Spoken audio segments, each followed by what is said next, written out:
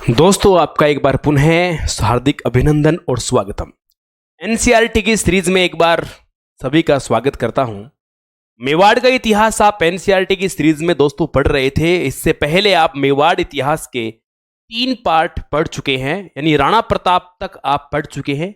इसके बाद आपके एनसीईआरटी में 2 महत्वपूर्ण शासकों का जिक्र मिलता है, जिनमें अमर सिंह प्रथम का मिलता है और राज सिंह का मिलता है, और थोड़े बहुत कुछ और अन्य फैक्ट मिलते हैं। चलो देखते हैं अगले हमारे जो शासक है मेवाड़ की सत्ता पे सत्तारूढ़ होकर किस प्रकार से कार्य करते हैं। जो मुगलों के साथ में संघर्ष चलता आ रहा था, राणा प्रताप ने जो लगातार संघर्ष मुगलों के साथ में किया था, क्या आगामी मेवाड़ के शासक इस संघर्ष को निभा पाएंगे? इसी बात को हम देखते हैं। क्या जिस प्रकार राणा प्रताप लगातार मुगलों से लोहा लेते रहे थे, वर्षों तक इन्होंने लड़ाई की थी, और क्या अमर सिंह इस लड़ाई को निभा पाएंगे? तो शासनकाल शुरू होता है इस हमारे मेवाड़ क्षेत्र के अंदर, और मेवाड़ क्षेत्र में किस प्रकार अमर सिंह अपनी कार्य भूमिका दिखाते हैं। तो दोस्तों मेवाड़ के इतिहास में अमर सिंह के नाम से 2 शासक हुए, और हम बात कर रहे हैं अमर सिंह प्रथम की बात कर रहे हैं। महाराणा प्रताप की मृत्यु 1597 से लेकर 1620 तक का जो टाइम है दोस्तों, वो महाराणा अमर सिंह का समय है, जबकि शासनकाल पे क्वेश्चन नहीं आते हैं। लेकिन फिर भी दोस्तों शासनकाल यदि आपको नहीं पता है तो आप एक सॉलिड हिस्ट्री नहीं याद रख सकते दोस्तों, ये इंपॉर्टेंट बात है। अमर सिंह शासक बना, एनसीईआरटी क्या कहती है? 1597 में शासक बना, यह हमें एनसीईआरटी बता रही है कि 1597 में शासक बना। जैसी महाराणा प्रताप की मृत्यु होती है, अमर सिंह उसी दौरान शासक यहां पर बन जाते हैं। लेकिन इन्होंने भी मुगलों से संघर्ष किया, पिता की भांति मुगलों से संघर्ष इन्होंने जारी रखा था दोस्तों। मुगलों के साथ इन्होंने संघर्ष जारी रखा, मुगलों के साथ संघर्ष जारी रखा, और लगातार लोहा लेते रहे। लेकिन दोस्तों दम एक बार तो नहीं हारे, खूब इन्होंने लगातार जितना हो सका, जितना कर सका, खूब इन्होंने किया। लेकिन दोस्तों एक पड़ाव आता है 1613 में। देखो शहबाज खां के नेतृत्व में कई बार अटैक हुए, लेकिन 1613 में जहांगीर यानी अकबर का बेटा सलीम बादशाह, जहांगीर स्वयं अजमेर आया, और अजमेर आकर रणनीति बनाने का फैसला किया। बोले यार मेरा पिताजी मरने को मर गया, मेवाड़ प्राप्त करना उनका सपना था, पिताजी के सपने पे खरा नहीं उतरा, तो मैं काय का हुआ। हाँ, तो मैं काय का हुआ, और क्या तो मैं शासक हुआ, और मेरे शासक होने पे मेरे को नाज है। दोस्तों अब देखो अब आगे क्या होता है। जैसे ही दोस्तों शाहजहां यहां स्वयं आया, इससे पहले भी आपको पता हो तो एक वो इनमें बाप बेटों में थोड़ा मनमुटाव चल रहा था, शाहजहां को लेकर भी चल रहा था, आपको पता हो तो। शाहजहां जो है उसको मेवाड़ अभियान के नेतृत्व देकर भेजा गया, और अब शाहजहां अपने बेटे को भेज रहा है। जहांगीर यहां तक आया, आगे शाहजहां को भेजा, शाहजहां इनका बेटा, शाहजहां को मेवाड़ भेजा, शाहजहां को मेवाड़ भेजा। अब जैसा आदमी वैसे ही काम कराएगा। अब इनकी बुद्धि कहां तक काम करती है देखो। भाई साहब ने सबसे पहले क्या करवाई? लूट मार।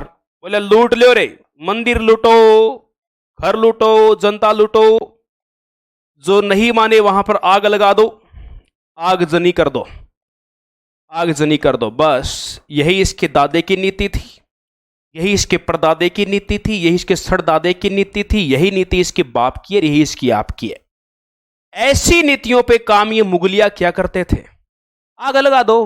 अरे तुम आग लगा रहे हो यार, प्रजा है, प्रजा का दोष क्या है? तुम्हारे राजाओं की लड़ाई है, ठीक है, एक राजा का दूसरे राजाओं के बीच में रहता है। जैसे ही आगजनी हुई, अब सामंत थोड़े से ऊब चुके थे, महाराणा के पास गए। महाराणा जी, आप तो महाराणा के वंशज हो, राणा प्रताप के वंशज हो, अमर सिंह जी, हमारी क्यों तुम ऐसी वैसी की करवा रहे हो? आप क्यों हालत हमारी खराब करवा रहे हो?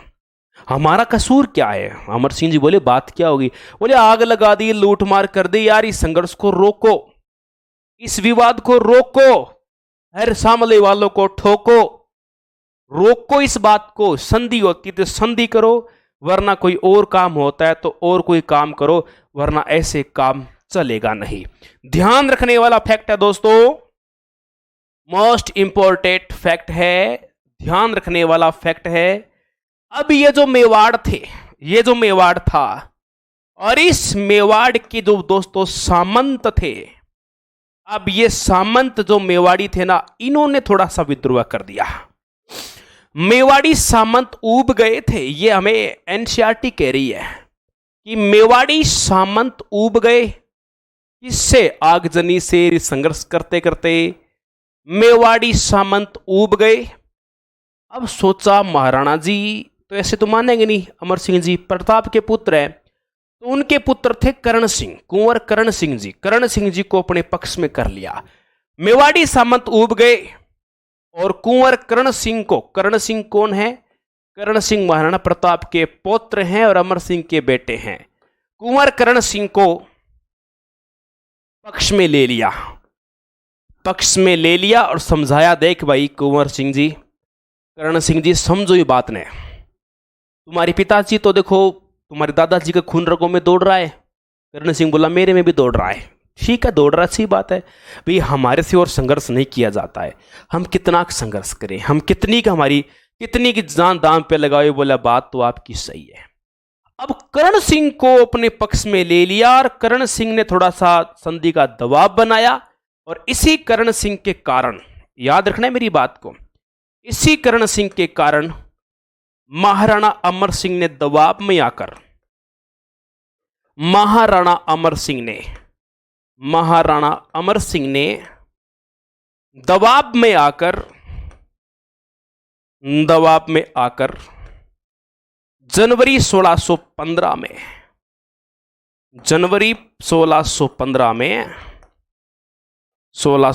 में मुगलों के साथ संधि कर ली। और बाप रे, गलत काम हुआ, मुगलों के साथ संधि कर ली।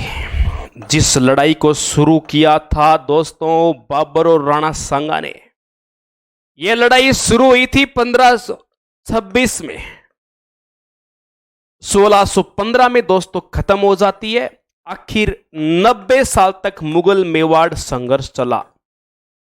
बड़ा देखा जाए तो दोस्तों 90 साल तक मुगल मेवाड़ संघर्ष चला। अमर सिंह ने एक तरीके से 90 साल का संघर्ष समाप्त कर दिया, 3 पीढ़ियों का संघर्ष समाप्त कर दिया। लेकिन अमर सिंह चाहता नहीं था, अमर सिंह ने वो घास की रोटी खाई है, अमर सिंह ने अपने बाप का संघर्ष देखा है, अमर सिंह ने भाला मार के सुल्तान खां को जमीन में गाड़ा था दोस्तों, तो संघर्ष किया हुआ था अमर सिंह का। अमर सिंह टूट गया पूरी तरह से। अमर सिंह ने कहा कि यार मेरा बाप मरने को मर गया, कभी झुका नहीं है, और इस कर्ण ने झुकवा दिया मेरे को। अफसोस था इस बात का अमर सिंह को। अमर सिंह ने प्रण ले लिया, और इस संधि के बाद में अमर सिंह कभी खुश नहीं थे। अमर सिंह बिल्कुल ही खुश नहीं था इस बात से, और नाराज, अपने आप से नाराज हो गया, कभी राजगद्दी पर नहीं बैठा। काम सारा ही ठीक है। इस संघर्ष के बाद दोस्तों जैसी संधि हो जाती है, मेवाड़ किला वापस दे दिया, चित्तौड़ किला वापस दे दिया, चित्तौड़ दुर्ग महाराणाओं को पुनः दे दिया। महाराणा को पुनः दे दिया। चित्तौड़ दुर्ग लेकर भी शर्त रख ली, इसकी शर्त भी रख ली। एक शर्त आपको दिख रही होगी, मैं लिख रहा हूं यहां पर। इसकी एक शर्त यह रखी कि आप मरम्मत नहीं करवा सकते, हमने तोड़ रखा है, तोड़ रखा है, सही है तो सही है, जैसा पड़ा है वैसा ठीक है, कि मरम्मत आप नहीं करवा सकते। अब भाई मेवाड़ी शासक जो हैं अमर सिंह जी तो परेशान ही थे, दिमाग सोच सोच के खराब हो रहा था। करनिया तूने क्या करवा दिया, कभी खुश नहीं था। इसी सदमे के अंदर 1620 के अंदर महाराणा अमर सिंह जी स्वर्ग सिधार जाते हैं, और एक तरीके से औरंगजेब के जीवन की ये दोस्तों सबसे बड़ी सफलता बताई जाती है। औरंगजेब इस बात से बड़ा खुश हो गया, और वो सोचता है कि हमने बहुत ही तगड़ा काम कर दिया। लेकिन करण सिंह आया, करण सिंह का जीवन ऐसे लड़खड़ाता सा रहा, इसने शाहजहां को शरण देना ये चलता रहा। लेकिन एनसीईआरटी करण सिंह की गाथा नहीं गाती है। एनसीईआरटी सीधी छलांग मारती है, लगभग 30-32 साल छलांग मार के सीधी पहुंच जाती है महाराणा राज सिंह पे। वीर राजाओं की गाथा गा रहा है सिर्फ एनसीईआरटी वाला, और किसी की गाथा नहीं गा रहा है, और वीर राजाओं के बारे में ही जिक्र कर रहा है। चलो अभी देखो मैं आपको बताता हूं महाराणा राज सिंह के बारे में क्या कहना है।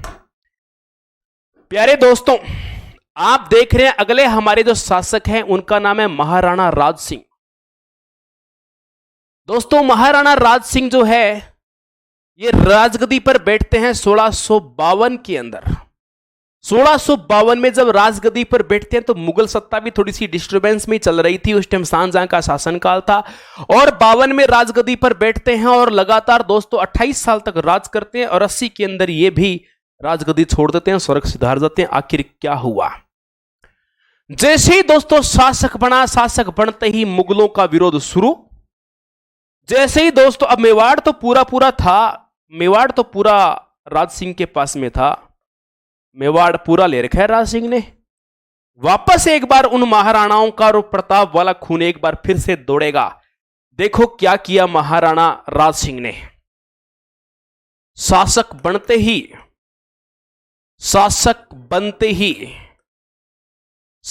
बनते ही इन्होंने चित्तौड़ दुर्ग का निर्माण चालू कर दिया। चित्तौड़ दुर्ग में मरम्मत चालू कर दी। तोड़फोड़ पहले की हुई थी अकबर के जमाने की, मरम्मत प्रारंभ कर दी।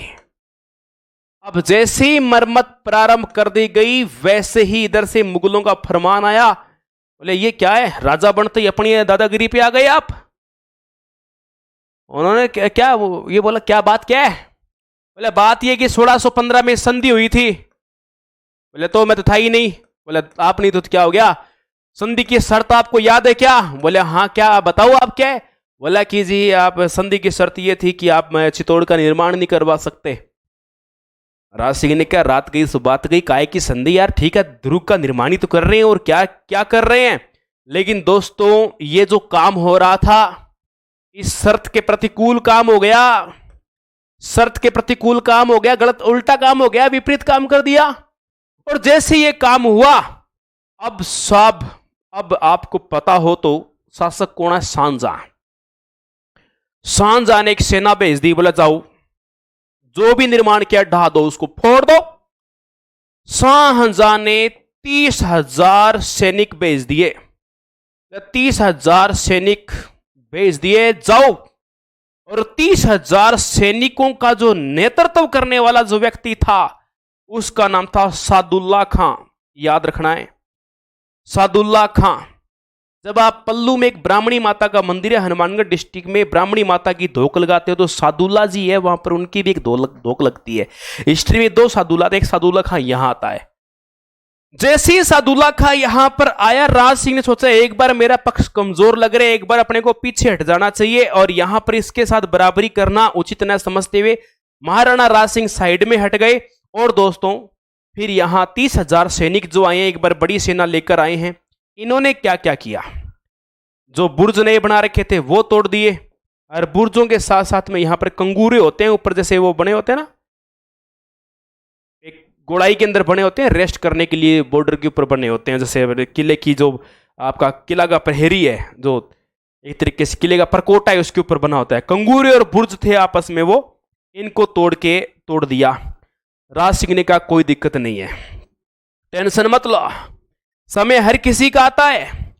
अकबर जी, मुगलों जी आप भी ध्यान रखना, मुगलियों आपका भी जवाब, ये हिसाब किताब मैं बराबर करूंगा एक दिन, टेंशन मत लो। आपने आज इस प्रकार से मेवाड़ में क्षति पहुंचाई है, नुकसान किया है, इसका नुकसान जो है आपको एक दिन जरूर इसकी भरपाई तो आपको करनी पड़ेगी।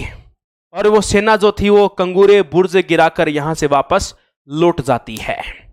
अब राज सिंह के तो कोई दिक्कत नहीं है, लेकिन दिक्कत दोस्तों एक अलग तरीके से मुगलों के दरबार में हो जाती है।